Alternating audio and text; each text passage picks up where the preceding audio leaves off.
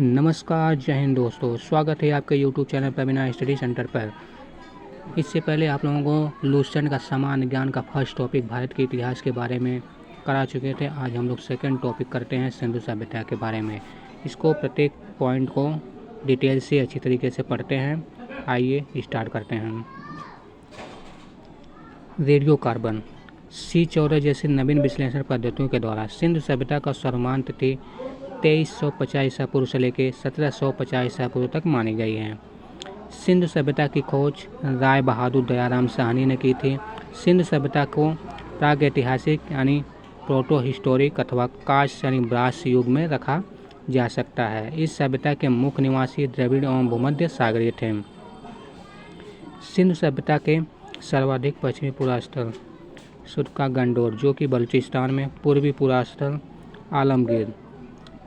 आलमगीर उत्तर प्रदेश के मेरठ जिला में, और उत्तरी पुरास्थल मांडा जम्मू कश्मीर के जिला अखनूर में, तथा दक्षिणी पुरास्थल दाइमाबाद जिला अहमदनगर जो महाराष्ट्र में है। सिंधु सभ्यता या सिंधु सभ्यता कैसी सभ्यता थी? एक नगरीय सभ्यता थी। सिंधु सभ्यता से प्राप्त परिपक्व अवस्था वाले स्थलों को केवल 6 ही बड़े नगर की संज्ञा दी गई है। आइए देखते हैं कौन से वो 6 बड़े नगर हैं। पहला है मोहनजोदड़ो, दूसरा हड़प्पा, तीसरा गढ़वारीवाला, चौथा धौलावीरा, पांचवा राखीगढ़ी और छठा कालीबंगन। स्वतंत्रता प्राप्ति के पश्चात हड़प्पा संस्कृति के सर्वाधिक स्थल गुजरात में खोजे गए हैं।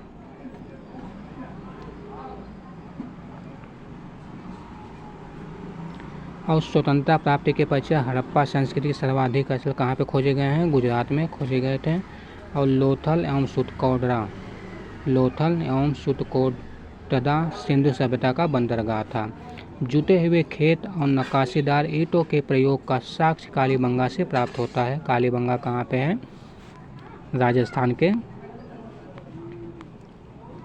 राजस्थान के हनुमानगढ़ जिले में है। चलिए, मोहनजोदड़ो से प्राप्त अन्नागार संभवतः सिंधु सभ्यता की सबसे बड़ी इमारत थी। मोहनजोदड़ो से प्राप्त बृहत स्नानागार एवं प्रमुख स्मारक हैं, जिसके मध्य स्थित स्नान कुंड 11.88 मीटर लंबा और 7.01 मीटर चौड़ा और 2.43 मीटर गहरा है। अग्निकुंड लोथल एवं कालीबंगा से प्राप्त हुए थे।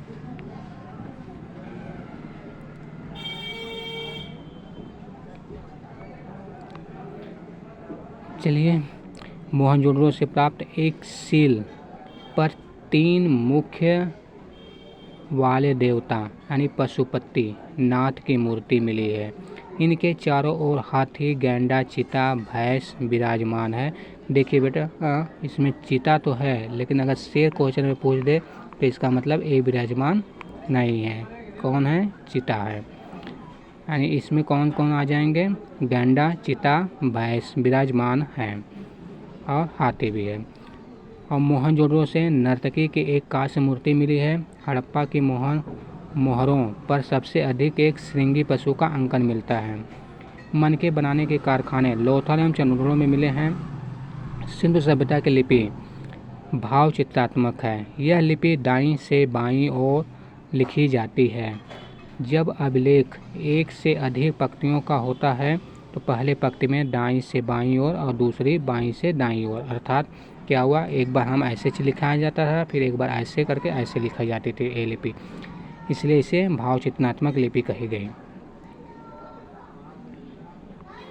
चलिए, सिंधु सभ्यता के लोगों ने नगरों तथा घरों के विन्यास के लिए ग्रिड पद्धति अपनाई। घरों के दरवाजे और खिड़कियों सड़क की ओर न खुलकर पिछवाड़े की ओर खुलते थे।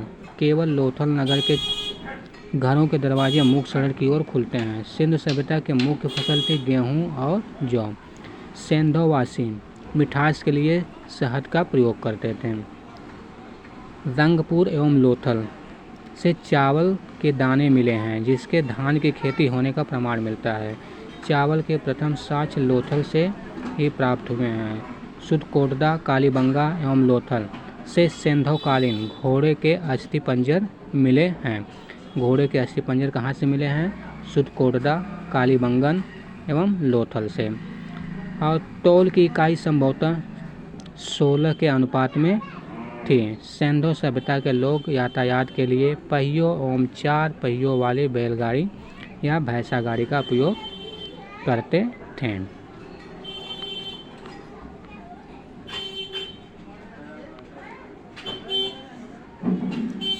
अब चलिए नेक्स्ट देखते हैं। मेसोपोटामिया के अभिलेखों से वर्णित मेहुला शब्द का अभिप्राय सिंधु सभ्यता से ही है।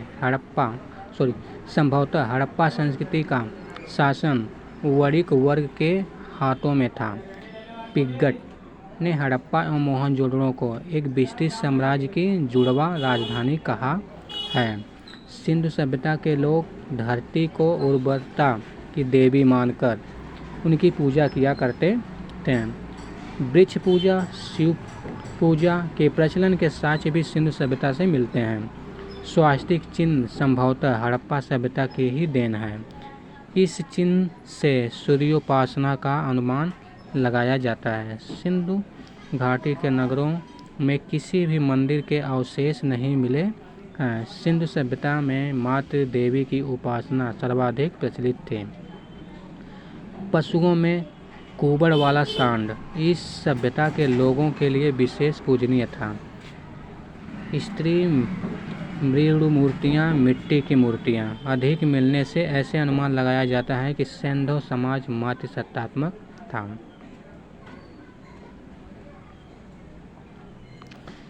चलिए नेक्स्ट पॉइंट।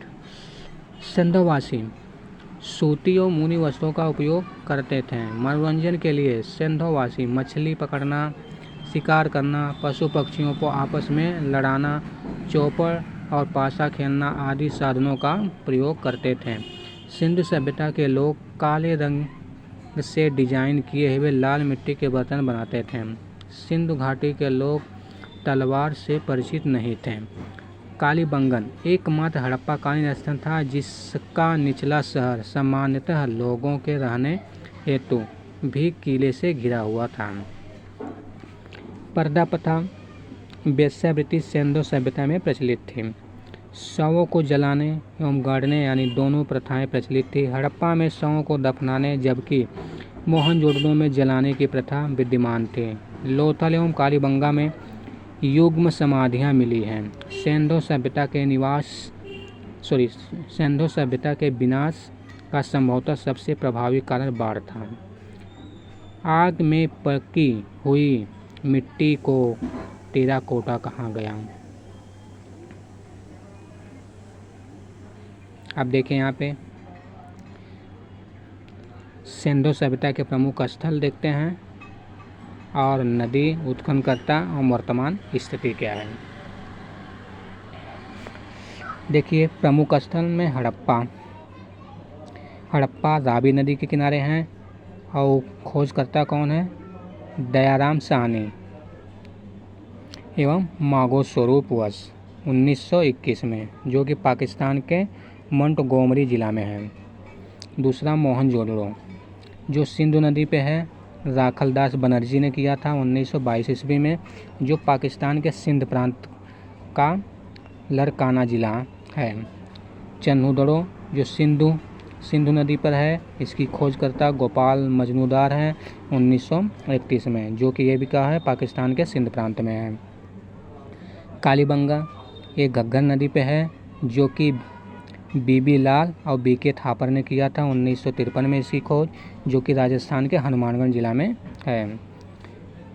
कोटदी जी जो कि सिंधु नदी पे है, और फजल अहमद ने इसकी खोज की थी 1953 में, जो कि ये भी क्या है सिंध प्रांत के खैरपुर स्थान पर है।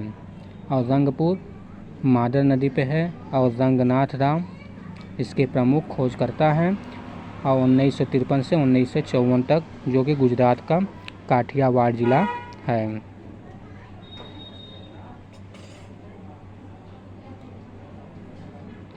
अब देखिए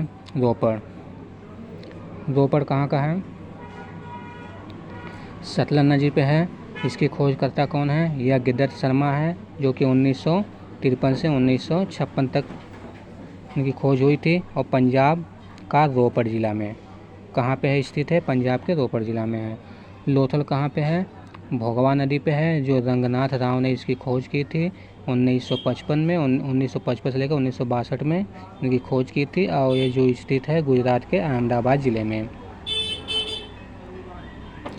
और आलमगीर जो हिंडन नदी पे है, यह गिरधर शर्मा ने इसकी खोज की थी 1958 में, जो कि उत्तर प्रदेश के मेरठ ज़िला में है। सुतकागंडो जो कि दास्क नदी पे है। ऑरेंज स्टाइल और जॉर्ज हेल्थ ने इसकी खोज की थी 1927 से लेकर 1962 तक। और पाकिस्तान के मकरान में समुद्र तट के किनारे हैं।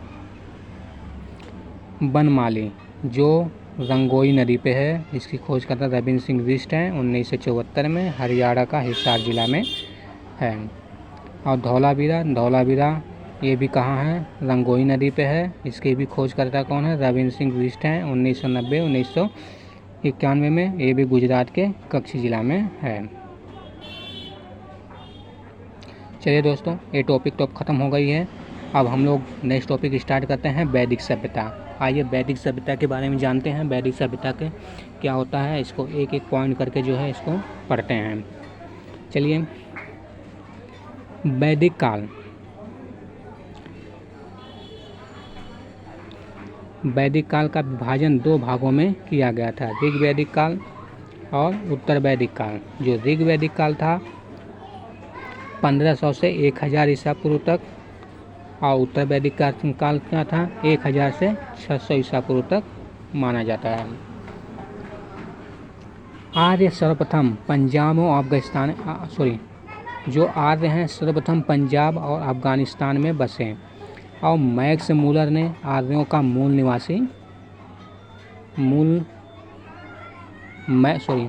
मैक्स मूलर ने आर्यों का मूल निवास स्थान मध्य एशिया को माना। और आर्यों द्वारा निर्मित सभ्यता वैदिक सभ्यता कहलाई। आर्यों द्वारा विकसित सभ्यता ग्रामीण सभ्यता थी। आर्यों की भाषा संस्कृत थी। आर्यों के प्रशासनिक इकाई आरोही क्रम से इस 5 भागों में बांटा: कुल, ग्राम, विष, जन और राष्ट्र। ग्राम के मुखिया ग्रामिक, विष का प्रधान विषपति कहलाता है, जन के शासक को राजन कहा जाता है।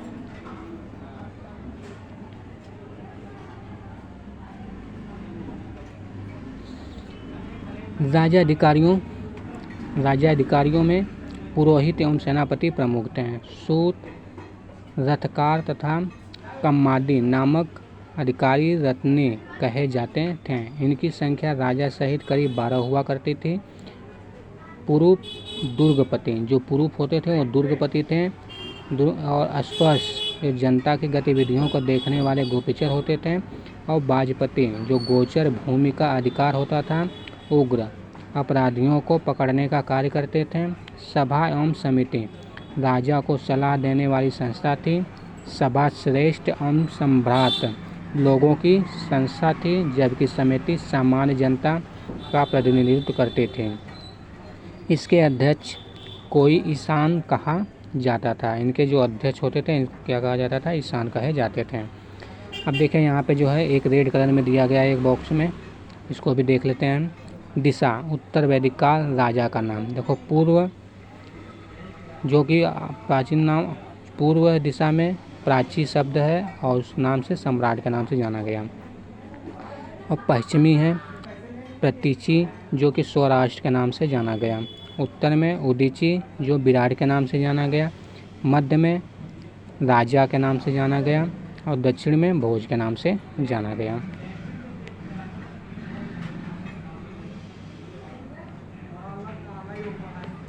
चलिए नेक्स्ट पॉइंट देखते हैं। युद्ध में कबीले का नेतृत्व राजा करता था। युद्ध के लिए गविष्टि शब्द का प्रयोग किया गया है, जिसका अर्थ होता है गायों की खोज। दशराग युद्ध का उल्लेख ऋग्वेद के 7वें मंडल में है। यह युद्ध परुशड़ी रावी नदी के तट पर सुदामा एवं 10 जनों के बीच लड़ा गया, जिसमें सुदास विजयी हुआ। ऋग्वैदिक समाज 4 वर्णों में विभक्त था। ये वर्ण थे ब्राह्मण, क्षत्रिय, वैश्य और शूद्र। यह विभाजन व्यवसाय पर आधारित था। ऋग्वेद के 10वें मंडल के पुरुष सूक्त में चतुर्वर्णों का उल्लेख मिलता है। इनमें कहा गया है कि ब्राह्मण परम पुरुष के मुख से, क्षत्रिय उनकी भुजाओं से, वैश्य उनकी जांघों से, शूद्र उनके पैरों से उत्पन्न हुए हैं। आर्यों का समाज पितृ प्रधान था और समाज की सबसे छोटी इकाई परिवार या कुल थी, जिसका मुखिया पिता होता था, जिसे कुलप कहा जाता था। स्त्रियां इस काल में अपने पति के साथ यज्ञ कार्य में भाग लेती थीं। बाल विवाह एवं प्रदा प्रथा का प्रचलन नहीं था।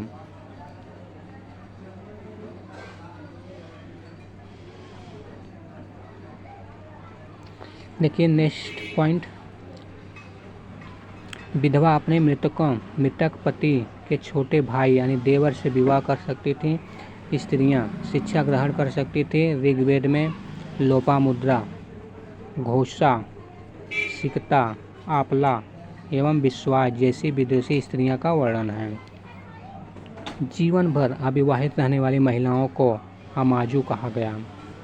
आर्यों का मुख्य पेय पदार्थ सोमरस था। यह वनस्पति से बनाया जाता था। आर्य मुख्यतः 3 प्रकार के वस्त्रों का उपयोग करते थे, वाश, अधिवास, उषरीस। अंदर पहनने वाले कपड़े को नेवी कहा जाता था। आर्यों के मनोरंजन के लिए साधन थे संगीत, रथ दौड़, घुड़दौड़ और धूत क्रीड़ा। देखिए यहाँ पे रेड कलर में लिखा हुआ है उपनिषदों की संख्या कितनी थी, 108 थी, और महापुराणों की संख्या 18 थी, और वेदांगों की संख्या कितनी थी, 6 थी। इसे याद रखना आप लोग।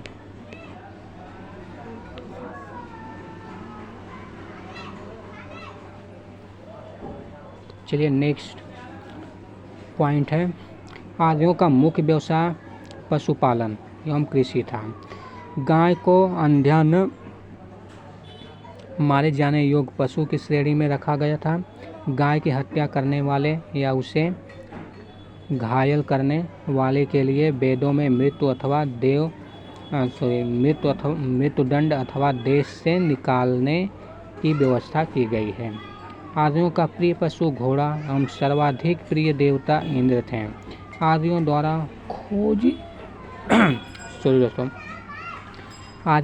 खोजी गई धातु लोहा थी, जिसे श्याम अयस्क कहा जाता था। तांबे को लोहित अयस्क कहा जाता था। व्यापार हेतु दूर दूर तक जाने वाला व्यक्ति को पड़ी कहते हैं, और लेन देन में वस्तु विनिमय की प्रणाली प्रचलित थी। ऋण देकर ब्याज लेने वाले व्यक्ति को बेकनाट कहा जाता था। मनुष्य एवं देवता के बीच मध्यस्थ की भूमिका निभाने वाले देवता के रूप में अग्नि की पूजा की जाती थी। ये एक पॉइंट और देख लेते हैं यहाँ पे, दर्शक और प्रवर्तक। चार्वाक इसके जो है प्रवर्तक कौन है, चरवाक थे। योग के प्रवर्तक पतंजलि हैं। सांख्य के कपिल हैं। न्याय के गौतम हैं। पूर्व मीमांसा के जैमिनी हैं। उत्तर मीमांसा के बादरायण हैं। वैशेषिक के कड़ाद या उलूक हैं। ये बहुत इंपॉर्टेंट है, क्वेश्चन में बहुत पूछे जाते हैं एग्जामों में, इसे आप लोग बढ़िया से देख लेना।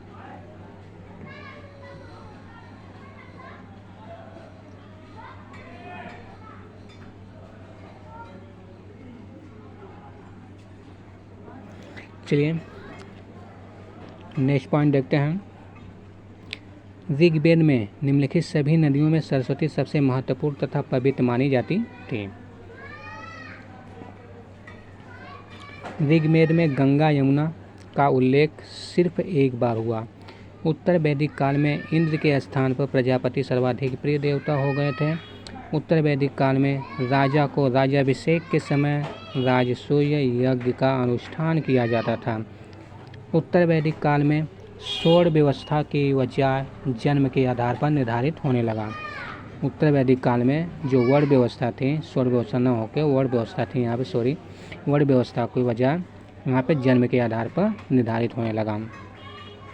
अब देखिए उत्तर वैदिक काल में हल को सिरा तथा हल रेखा को सीता कहा जाता था। आइए यहाँ पे देखते हैं रेड कलर का प्राचीन नाम, आधुनिक नाम। प्राचीन नाम में क्या था? कुंभ, जो कि आधुनिक नाम क्या है? कुर्रम। अब देखिए कुंभा, आधुनिक नाम काबुल। वितस्तता, आधुनिक नाम झेलम। और आस्कने, आधुनिक नाम चिनाव। परुसड़ी, जो परुसड़ी नदी है, आधुनिक नाम रावी। सतुंद्री, आधुनिक नाम सतलज। विपाशा, आधुनिक नाम ब्यास। सदानीरा, आधुनिक नाम गंडक। दृश्यद्वती, आधुनिक नाम घग्गर। गोमती, आधुनिक नाम गोमल। और सुवस्तु, आधुनिक नाम स्वास्थ्य।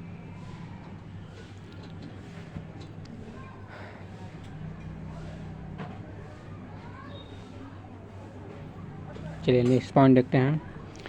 उत्तर वैदिक काल में निष्क और शतमान मुद्रा की इकाइयाँ थीं, लेकिन इस काल में किसी खास भार, आकृति और मूल्य से सिक्कों से चलन का कोई प्रमाण नहीं मिलता है। सांख्य दर्शन भारत के सभी दर्शन में सबसे प्राचीन है। इनके अनुसार मूल तत्व 25 हैं, जिनके प्रवृत्ति पहला तत्व है, जिसमें प्रकृति पहला तत्व है। सत्यमेव जयते मुंडका उपनिषद से लिया गया है। इसी उपनिषद में यज्ञ की तुलना टूटी नाव से की गई है। गायत्री मंत्र में सवित्री नामक देवता को संबोधित है, जिसका संबंध ऋग्वेद से है। उत्तर वैदिक काल में कौशाम्बी नगर में प्रथम बार पक्की ईंटों का प्रयोग किया गया है।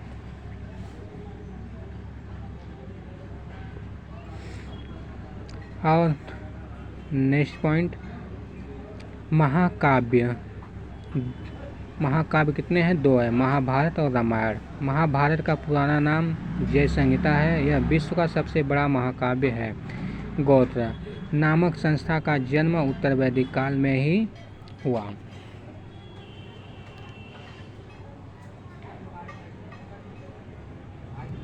चलिए नेक्स्ट देखते हैं महाजनपदों का उदय। अब नेक्स्ट टॉपिक है महाजनपदों का उदय।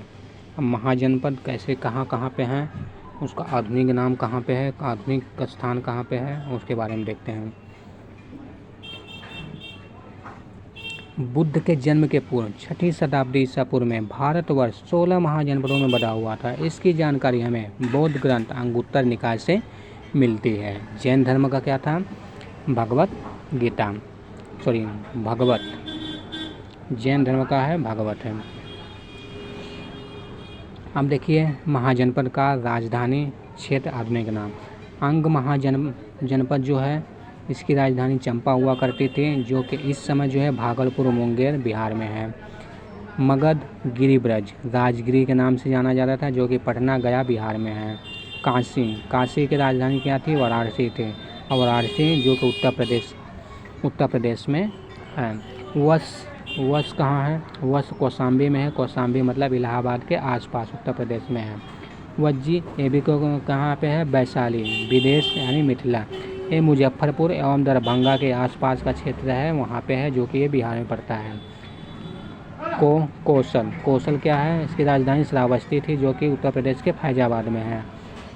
अवंती की राजधानी क्या थी? उज्जैन, जो कि उज्जैन भी और माहिष्मती भी थी। उसका मध्य प्रदेश के कहाँ पे है? मालवा पे। और मल्ल की राजधानी क्या थी? कुशावती। मल्ल की राजधानी कुशावती थी, जो कि उत्तर प्रदेश के देवरिया में है।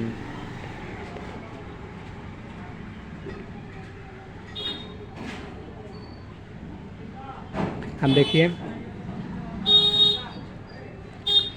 पंचाल है, ये अहिच्छत्र कांपिल्य, जो कि बरेली, बदायूं, फर्रुखाबाद, जो कि उत्तर प्रदेश में है। चेदी शक्तिमती, जो कि बुंदेलखंड उत्तर प्रदेश में है। कुरु इंद्रप्रस्थ आधुनिक दिल्ली, मेरठ एवं हरियाणा के कुछ क्षेत्रों में है मत्स्य। मत्स्य की राजधानी कहाँ थी? विराटनगर है, जो कि जयपुर राजस्थान के आसपास में है। कंबोज की राजधानी हाटक है, जो कि राजौरी और हजारा क्षेत्र उत्तर प्रदेश में है। सुरसेन की राजधानी मथुरा है, जो कि मथुरा उत्तर प्रदेश में है। असमक की राजधानी क्या है? पोटली है। और कहाँ कौन से स्थान पे है? गोदावरी नदी क्षेत्र में, जो दक्षिण भारत का एकमात्र जनपद है।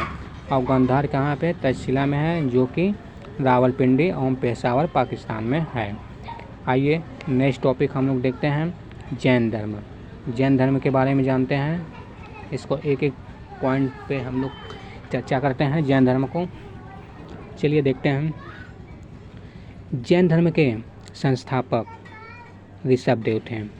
जैन धर्म के 23वें तीर्थंकर पार्श्वनाथ थे, जो कि काशी में इक्ष्वाकु वंशी राजा अश्वसेन के पुत्र थे। इन्होंने 30 वर्ष की अवस्था में संन्यास जीवन को स्वीकार किया और इनके द्वारा दी गई शिक्षा थी हिंसा न करना, सदा सत्य बोलना, चोरी न करना और संपत्ति न रखना। और महावीर स्वामी जैन धर्म के 24वें अंतिम तीर्थंकर करते हैं, जो महावीर का जन्म 540 ईसा पूर्व में कुंडग्राम वैशाली में हुआ था। इनके पिता सिद्धार्थ ज्ञात्री कुल के सरदार थे और माता त्रिशला लिच्छवी राजा चेटक की बहन थी। महावीर की पत्नी का नाम यशोदा एवं पुत्री का नाम अनुज्जा प्रियदर्शिनी था। महावीर के बचपन का नाम वर्धमान था। उन्होंने 30 वर्ष की उम्र में माता पिता की मृत्यु के पश्चात अपने बड़े भाई नंदीवर्मन से अनुमति लेकर सन्यासी जीवन को स्वीकारा था। और 12 वर्षों की कठिन तपस्या के बाद महावीर को जम्मू से समीप ऋजुपालिका नदी पे नदी के तट पर साल वृक्ष के नीचे तपस्या करते हुए संपूर्ण ज्ञान का बोध हुआ। इसी समय महावीर जिन विजेता, हर्ता, पूज्य और निर्गृत कहलाए।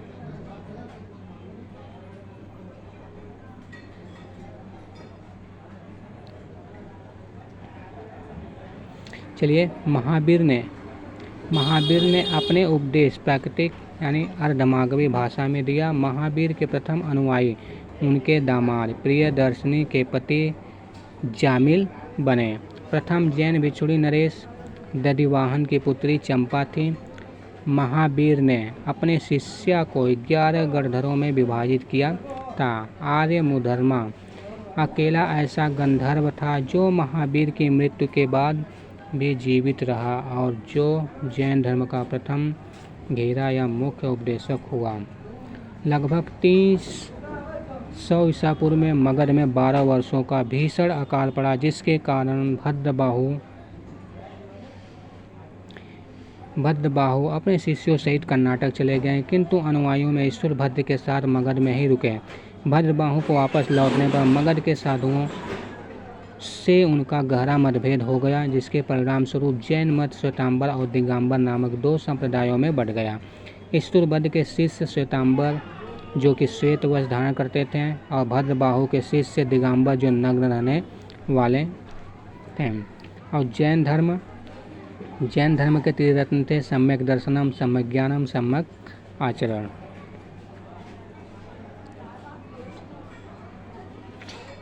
नेक्स्ट पॉइंट, त्रिशला के अनुशीलन में निम्न 5 महाव्रतों का पालन अनिवार्य है। अहिंसा, सत्य वचन, अस्तेय, अपरिग्रह, ब्रह्मचर्य। जैन धर्म में ईश्वर की मान्यता नहीं है। जैन धर्म में आत्मा की मान्यता है। महावीर पुनर्जन्म एवं कर्मवाद में विश्वास करते थे। जैन धर्म के सप्तभंगी ज्ञान के अन्य नाम स्यादवाद और अनेकातवाद थे। जैन धर्म ने अपने आध्यात्मिक विचारों को सांख्य दर्शन से ग्रहण किया। जैन धर्म मानने वाले कुछ राजा थे उदयन, बंदराज और चंद्रगुप्त मौर्य, कलिंग नरेश खारवेल, राष्ट्रकूट राजा अमोघवर्ष, चंदेल शासक।